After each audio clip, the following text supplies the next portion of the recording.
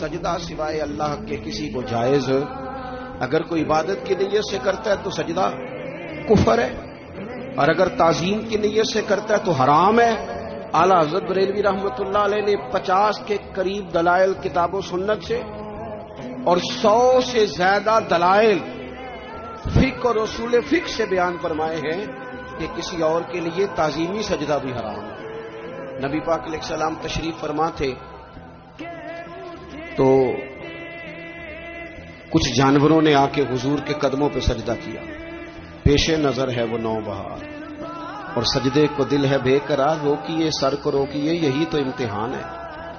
کچھ جانوروں نے جب سجدہ کیا تو صحابہ عرض کرنے لگے یا رسول اللہ صلی اللہ تعالی علیہ وسلم ہمارا بھی دل کرتا ہے، تو حضور نے فرمایا بھی سجدہ سوائے رب کے کسی کے لیے جائز